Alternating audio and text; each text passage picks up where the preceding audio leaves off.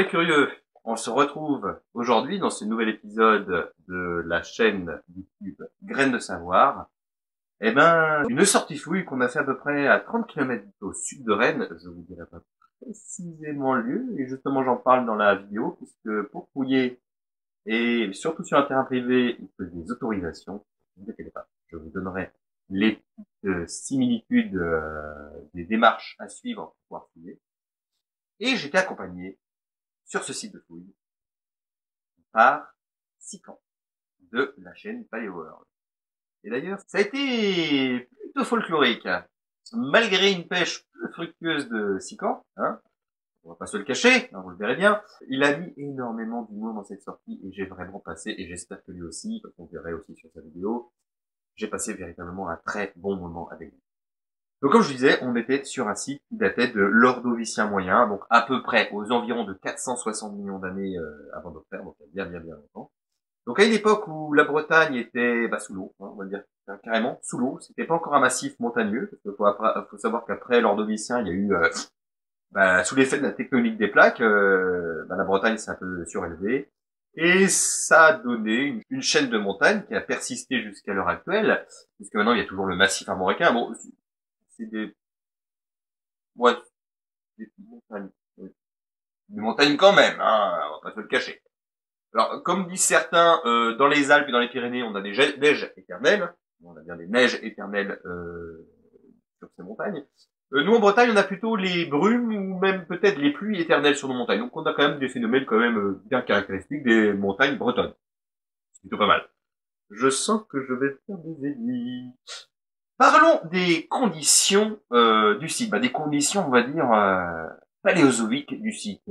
Comment était le paysage, ou qu'est-ce qu'il y avait de vivant à cette époque, donc à l'Ordovicien, il y a à peu près 460 millions d'années. Eh ben, il faut savoir que les restes fossiles qu'on y trouve déjà sont exclusivement fauniques. Ça veut dire quoi? C'est des animaux. Alors les animaux qu'on trouve, que moi-même avec moi-même et Sican nous avons trouvé, on a trouvé du trilobite. Alors déjà, c'est quoi un trilobite? Un trilobite, c'est... Un trilobite, c'est parce qu'il a une œil de plus qu'un requin.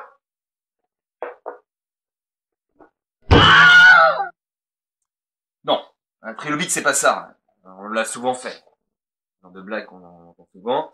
Non, le trilobite, c'est quoi? C'est tout simplement un arthropode, donc un animal avec un exosquelette articulé, d'où le corps est composé principalement de trois parties. Les trois parties sont très simples, hein, c'est céphalon, la tête, le thorax, et le pygidium, la queue. Donc, voilà, les trois parties vraiment distinctes. Alors, on trouve pas seulement du trilobite. Faut savoir que là, par contre, je vais vous dire le genre le plus commun sur le site où on était, le site de Treveso, donc il date de 460 millions d'années, ce sont des Neseretus. Neseretus, donc un Triskami même, une espèce. C'est des trilobites, on va dire, très communs sur ce site de l'Ordovicien à Treveso. Par contre, on trouve également des gastéropodes. Alors, les gastéropodes, pour vous faire simple, bigorneaux, escargots, limaces. Donc voilà, c'est très simple, hein. Et là, le nom, c'est Bellérophon. Alors, on pourrait même dire qu'il se rapproche beaucoup plus du bigorneau puisqu'il vit dans un milieu marin. Ce n'est pas, ce sont des animaux terrestres, marins.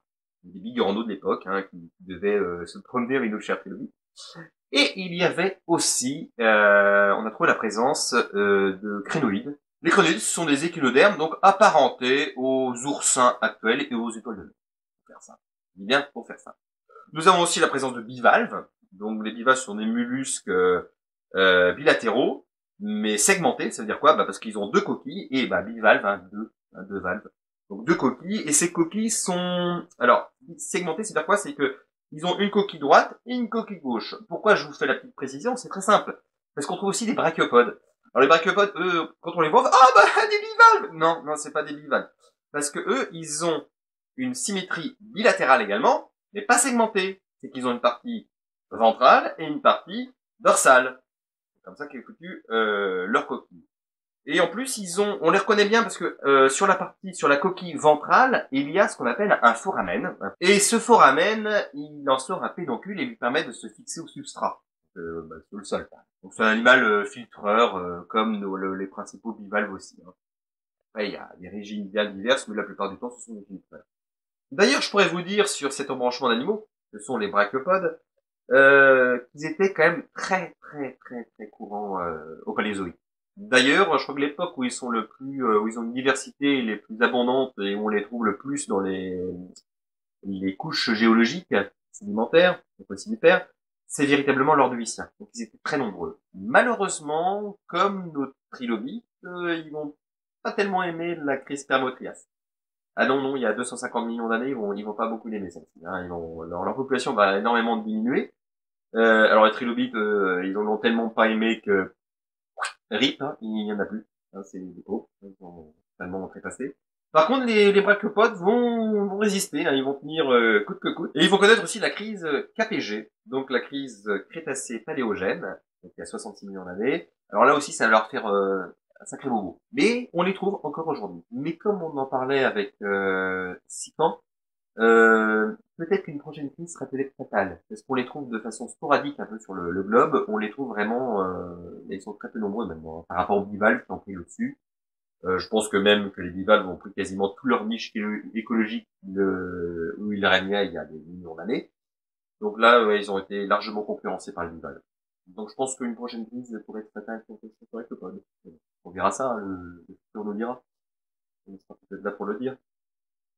Mais sur cette formation de Pravozoon, nous trouvons aussi des orthocères. Alors les orthocères, Orthoceras, ce sont des animaux affiliés aux nautiles, aux ammonites, aux pieuvres, aux calmars, ce sont des céphalopodes.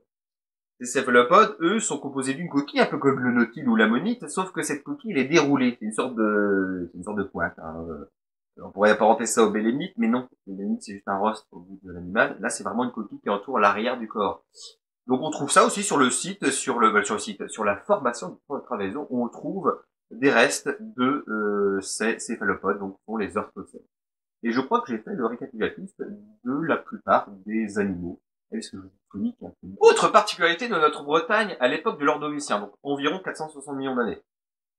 Et ben c'est qu'à cette époque-là, la Bretagne était bien plus au sud. Tellement au sud qu'on était vraiment très proche du pôle sud. Alors, il n'y avait pas autant de glace il y avait pas autant de glace. Il y avait beaucoup moins de continents, beaucoup moins de terres émergées, on était sous l'eau. Il faisait très froid, on a même eu des zones où il y avait des glaciers. On sait que, par exemple, avec des sites datés de l'Ordovicien aussi qu'on trouve en pointe de Bretagne, non pas là, au sud de Rennes, donc, vers la presqu'île de Crozon, on trouve des traces de glaciation, justement, à la fin de l'Ordovicien. Donc, il faisait quand même assez frais, quand même, hein. Pas aussi frais qu'aujourd'hui, mais il faisait pas très chaud. Donc on avait quand même une vie marine plutôt dans des eaux froides. D'ailleurs, ce qui explique très peu de coquilles à base de carbonate. Hein. Et je vous ramène d'ailleurs sur une vidéo de Sican sur les paléo-environnements. Ça peut être sympa. Vous aurez des petites spécificités sur les carbonates, sur les différents isotopes d'oxygène qu'on peut trouver aussi. Je vous invite à aller voir cette vidéo, elle va vous renseigner là-dessus. Et petit à petit, la Bretagne est remontée vers le nord. Alors, il faut savoir que, par exemple, au Dévonien, on était au niveau des tropiques de l'hémisphère sud. Ça devait déjà pas mal remonter. Et au Carbonifère, la Bretagne se situait au niveau de l'équateur, pour se trouver à l'heure actuelle aux environs de 45 degrés nord. Donc là, on a le schiste qui se présente, comme disait professeur Cousa, en frites. C'est du schiste belge. Du schiste belge, ouais, c'est ça, ouais. Oula, oh là là, oh là là, oh là là. T'as trouvé quelque chose? Ah ouais, c'est l'état. Ah, ça a été remué. Alors ça, c'est bon signe. Parce que si ça a été remué, c'est là-dedans qu'on va trouver les choses. non, pas là-dedans, tu trouveras rien du tout. Non, mais dans les remues, quoi. Mais Pas là-dedans, ça c'est de la terre, mais dans les frites qui sont là-bas, quoi. Ah, c'est de la bonne gadou. Mais là, ouais, il y a de quoi faire, là. Là, ça fait des belles frites. Pour ceux qui s'intéresseraient, je ne peux pas préciser le terrain, parce qu'il est privé. Donc nous, on a une autorisation du propriétaire. Enfin, nous. C'est monsieur Cusack qui a des relations et qui connaît tout le monde, donc lui, il a pu avoir l'autorisation pour fouiller ici. Mais faut savoir que tout le monde ne peut pas venir fouiller ici. Alors là, ouais. on est dans les bords, donc bah tiens, regarde, il y a des morceaux de thorax aussi, des segments.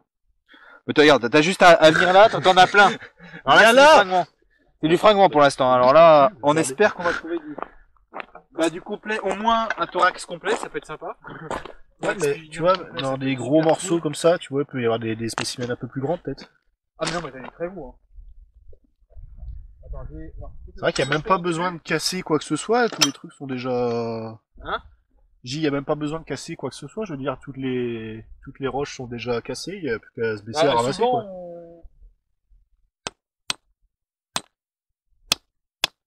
T'éclates pas la main, ça serait dommage. Il y a du truc dedans, mais ça m'a l'air bien pourri. Ah bah tiens. Oh! Ah bah si ça va. Ouais, bah je sais ce que c'est. C'est quoi? C'est un gastéropode. Ah bah je le vois pas moi d'ici. C'est un bellérophon. Ah oui. Voilà. Souvent, ici, tu trouves du bellérophon. Une forme de...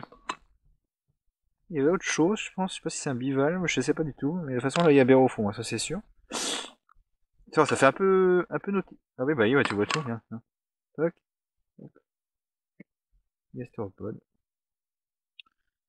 Ah, tu me diras, c'est très vieux, hein, c'est très... il y a eu du métamorphisme, donc forcément, les fossiles ont pris des contraintes physico-chimiques.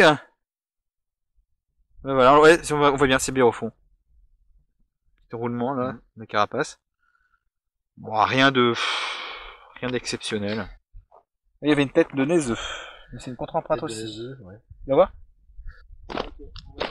Oh, haha! Gigamme complet! Sérieux? Ah bah oui! Sérieux, oui. Ah oui, il est beau. Donc des œufs aussi. Donc un pygidium, donc on va dire la queue du trilobite. Ah, il a l'air d'être beau celui-là. Ouais, mais il faudra peut-être le laver un peu. Et puis, mais il a l'air bien conservé, hein, surtout. Ouais. Mais le reste est sous la... Ouais, sur la gangue caillasse. de... Ouais. Et puis si tu pètes quelque chose, bah... tout pète. C'est aussi simple que ça, tout pète. Et donc il y a du matos. Il y a du matos. Donc, alors comment utiliser son... Vas-y, montre-moi. Alors déjà, moi ce que je te conseille... Le gros problème des eastwings qu'on a... Alors ça, t'as deux types d'eastwings, la plupart du temps. T'en as un avec une pointe pointue et une pointe plate. Ça c'est nous, c'est des pointus qu'on a. Voilà, pointu, ou alors ça peut être plat. Mais donc là, je te donne un ciseau.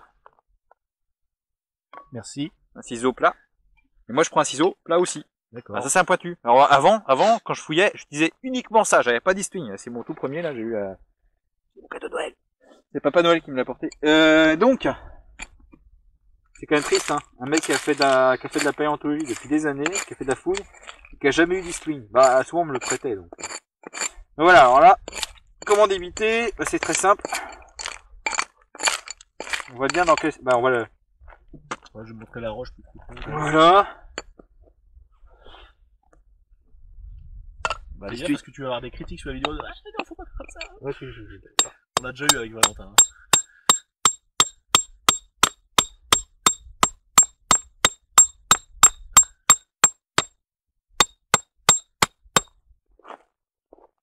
Ça pète les oreilles ton truc. Je sais pas ce que ça va rendre dans le son, mais... Voilà, donc là on a une barre. Et là-dedans on débite.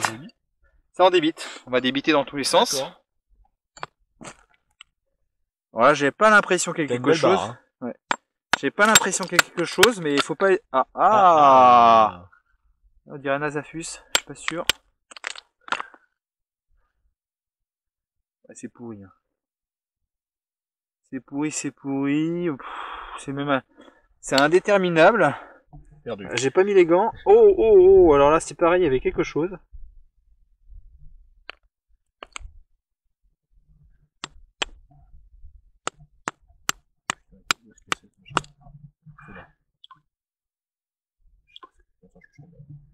Regardez, là il y a des morceaux de thorax.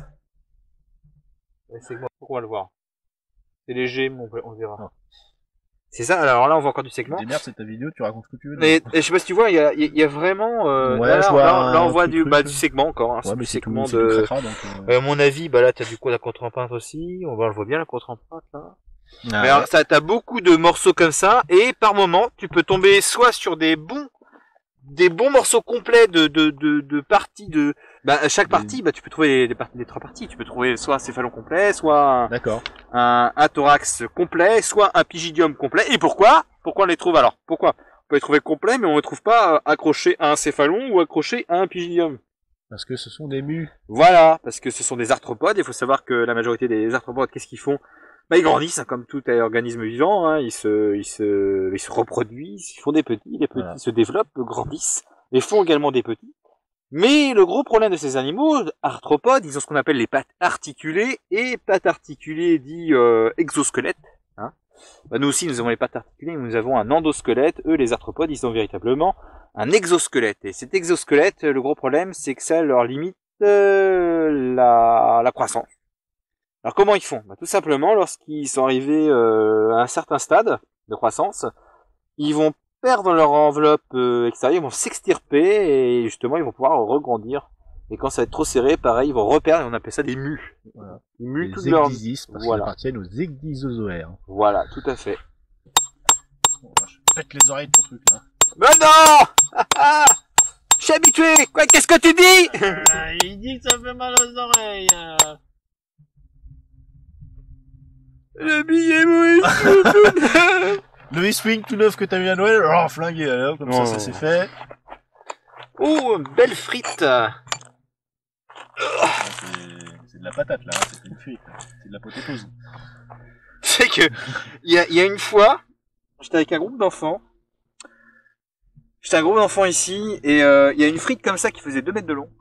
Et je la trouvais super intéressante parce qu'il y avait plein de choses, il y avait plein de nodules dessus, il y avait surtout plein de contre-emprunts, de morceaux des segments de terrestre qui affleuraient. Et je me dis, si je débite celui-là, il y aura plein de trucs dedans. Et on s'est retrouvé avec un bloc qui devait peser à peu près 80 kilos, à le transporter jusqu'au au bus. On l'a transporté jusqu'au bus. Et je l'ai gardé 2 ans à la maison. Et il n'y avait rien dedans. Et j'ai débité ici avec quelques petits trucs, mais rien de bien folichon. Voilà. Pourquoi on fait pas ça comme ça? Regarde. Ça débite pas. Alors que si tu fais avec le plat, ça va le débiter. Voilà, tu vois, hop. Alors le pourquoi du comment, Bah, c'est de la physique, hein, voilà, c'est de la contrainte. L'onde de choc que j'envoie dans le schiste lui permet de se débiter comme ça et de propager mieux l'onde de choc qui va permettre de fracturer la roche. Ouais, c'est le coup de marteau qui suit le plan du schiste. Voilà. Alors que quand je fais avec la pointe, le coup il va être très localisé et ça va plutôt faire un creux que péter la roche en plusieurs morceaux. Donc voilà. Non, en fin de compte, là, je suis en train de vous donner toutes les techniques pour pouvoir fouiller, pour pouvoir piller. Donc après, vous allez sur eBay et vous vendez vos morceaux. Voilà. Hein, d'accord? Voilà. Non, je déconne. Hein, comme dirait Indiana Jones, leur place est dans un Musée. musée. Mais ils iront jamais dans un musée. Bah, pas ceux-là, non. Non. Alors, franchement, je vais vous le dire, c'est alors l'intérêt scientifique de ce site. Bah, il est très pauvre. Pourquoi? Il y a déjà eu pas mal de pubis hein, qui ont été faits sur tous les triloirs. Voilà, il y a déjà beaucoup de publics qui ont été faits. Il n'y a plus rien à trouver. Alors, il n'y a plus rien à trouver, mais c'est toujours intéressant quand même. Hein. Il n'y a plus rien à trouver déjà. En plus, c'est très... Alors, le gros problème, c'est que c'est un gros bordel géologique. En plus. Hein. De toute façon, la Bretagne, en règle générale, c'est un gros bordel géologique. Entre les plis, les replis, les machins, les bidules, c'est un gros bordel.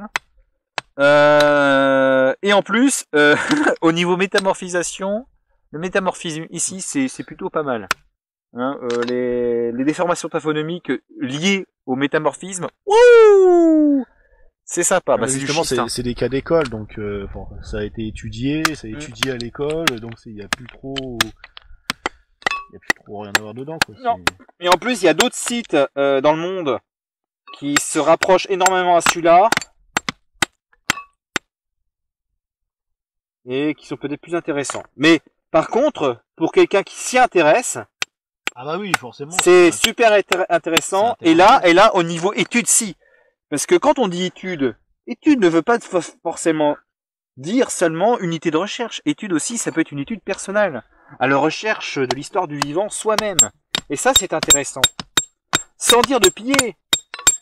Piller, c'est quoi? Bah, piller, c'est juste aller fouiller et faire de l'excavation. Juste pour gagner quoi? Bah, gagner de la thune. Alors que là, ce que je fais moi ici, déjà, c'est de chercher des beaux spécimens qui me donne la preuve. Alors je veux pas être méchant, mais c'est comme certains qui nous disent que hein, le trilobite, c'est une invention quoi. Bah les fossiles c'est merde tout. C'est Dieu qui a mis ça ici pour nous faire croire qu'il y avait quelque chose qui a vécu avant nous, mais et qu'en fin de compte, tous les animaux qu'on connaît aujourd'hui ont toujours existé. Hein, ils sont arrivés pêle-mêle comme ça sur la planète. Eh ben non. Eh ben justement, ce qui est intéressant lorsqu'on va sur site, et pour tous les sceptiques, je leur conseille de faire ça, c'est ils vont voir par A plus B que bah, dans la roche, il y a quoi? Eh ben il y a des choses bien intéressantes, sauf là. Bon, c'est un mauvais exemple, mais là, je vous jure, il y a des trucs normalement. Non, mais depuis tout à l'heure, en tout cas, on a quand même vu qu'il y avait un potentiel sur ce site-là. Ouais. Aujourd'hui, alors là, c'est pareil, en faisant ça aussi, on peut tomber sur des trucs. Parce qu'il y a beaucoup de fouilleurs qui passent ici, hein, faut pas, alors, avec autorisation ou sans autorisation. Bah, avec autorisation, c'est mieux. Voilà. Alors moi, je vais vous donner un conseil. Si vous voulez fouiller comme ça, vous savez qu'en France, il n'y a pas véritablement de loi, si il y a des lois, mais si, il y a des lois, mais sur la paléontologie, sur la géologique, c'est un peu le flou complet. Sauf qu'il y a des lois sur la propriété, ça par contre il faut pas oublier. Propriété privée, oui. Mais au niveau de la protection des patrimoines géologiques, il y en a très peu en France. Il y a des zones hein, qui sont protégées, mais c'est vraiment marginal. Même pas c'est vrai. Hein. Par exemple, un site comme ça, c'est pas ici il y a pas de réserve. Ici c'est pas une réserve géologique. Il y a pas de réserve. Voilà, donc c'est très marginal. Non, la protection quoi, c'est bien privé. C'est que si vous êtes sur un terrain privé, ben si vous n'avez pas l'autorisation de propriétaire, ben, vous n'avez aucun droit d'être sur les lieux. C'est comme si quelqu'un rentrait chez vous. Voilà, tout à fait. C'est comme si on rentrait chez quelqu'un, qu'on allait sur votre jardin, qu'on allait ou qu'on allait carrément creuser un trou dans votre pelouse. Je pense pas que tout le monde parce que là, il y a quand même une légère dégradation du site. Hein. Faut dire ce qu'il y a. On tout fait à fait. Des trous. Hein. Voilà, on fait des trous. Moment, voilà. Alors, je jouis. T'as trouvé quoi? T'as trouvé quoi? Un morceau de thorax. Mais avec des thorax, t'as pas de céphalon ou... Ah si, bah je dois... Regarde, ouais. Regarde, pygidium. Ouais, je le vois. Pygidium, thorax. Par contre, y a pas la tête. Elle est où la tête? Le céphalon. La tête. Le gros problème avec ce genre de choses, c'est de savoir où taper. D'accord? Vas-y. Alors pas sur les doigts. On te regarde, explose le bit. Ah bah là, je crois qu'il est... Allez, vas-y, 450 millions d'années de foutu en l'air. Vous l'avez entendu, hein? Il est mauvaise langue, hein? Tada! Ah! Alors, il est pas super bien conservé. Il est joli quand même. J'ai du plus beau, hein. Oh non mais. Donc là, vous voyez, ici on voit bien le thorax, donc il manque le céphalon, il manque la tête. Donc le thorax, que je crois qu'il est quasiment entier d'ailleurs, je sais pas compter le nombre de segments, mais il faudra le compter. Je le vois d'ici, donc je pense et là, on voit le pygidium aussi, ouais. Donc voilà, donc on a le pygidium et le thorax. Oh! Encore? Oh putain, ouais! Un pygidium! Ah bah là c'est un... Je vais m'amuser pour le mettre regarde, Ah oui, contre-empreinte qu'elle a. Voilà, alors là... Oh! Sérieux? Oh putain, t'as eu du bol, hein. Le truc, il a sauté comme ça. Non, il manque pas. Ah non, il a carrément sauté, Et là, mon petit pygidium. Fais coucou! Coucou. J'ai une belle tête. Oui, t'as une belle tête, oui.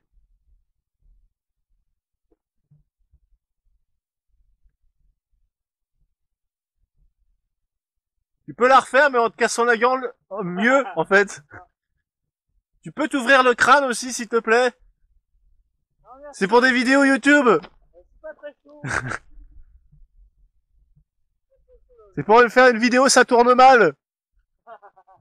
Les fails. Les fails en paléo.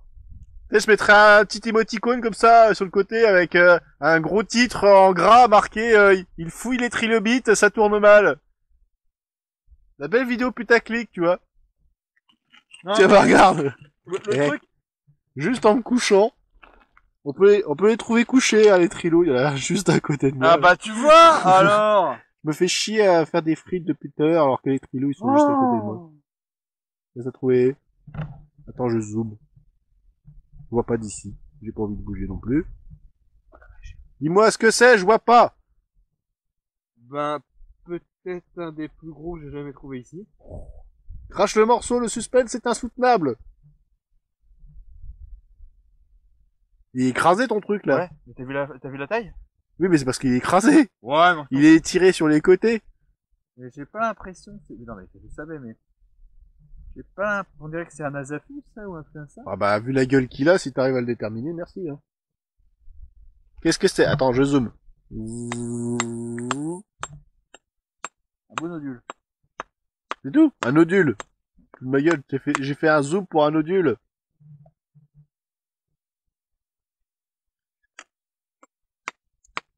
Là, Homo sapiens sent qu'il a fait une découverte d'importance.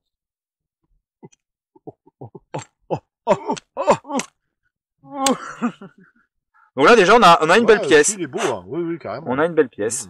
Voilà, on vous manque pas, il y a vraiment des trilobites. Il existe vraiment des... Voilà, il y a des trilobites ici, il y a des trilobites. Donc si vous voulez voir la suite, et si vous voulez voir aussi la partie de Sican sur... il y aurait ah si, j'ai dit Sican. Bah oui, c'était Ah, ça. j'ai dit C'était Sican. bon. Oh la vache. C'est comme ça qu'on dit, putain. Si vous voulez regarder la suite de la vidéo, n'hésitez pas à regarder la partie de Sican, justement, sur le site de la Demulet, sur le site de schiste de l'Ordovicien moyen. Et La chaîne s'appelle Paléoworld. la chaîne, bah, super. La chaîne s'appelle Paléoworld. Et pour un néophyte, il débrouille pas mal. Bon, bah si c'est comme ça, je me casse. Avant de vous quitter, j'ai envie déjà de vous envoyer en lien vers la vidéo de Sican sur la chaîne Paléoworld, sur la même vidéo qu'il a faite sur le site au sud de Rennes, de l'information de réseau. Mais je vous donnerai aussi en référence, parce qu'il m'a beaucoup servi pour cette vidéo aussi, cet ouvrage qui nous parle des trilobites de l'Ordovicien de Bretagne, entre autres écrit par Patrice Lebrun, Philippe Courville, donc spécialiste des trilobites bretons, mais aussi Damien Gendry, ont réalisé un magnifique ouvrage avec de très belles photos, et je vous le conseille grandement, hein, si vous vous intéressez un minimum pour la paléontologie, les animaux disparus, et les trilobites, hein, si vous êtes passionné des trilobites, ce serait dommage de passer à côté. N'hésitez pas à vous le commander, il est sur leur site qui s'appelle Fossile, donc n'hésitez pas, je vous le conseille grandement. Et sur ce, que la curiosité soit avec vous, à tout jamais.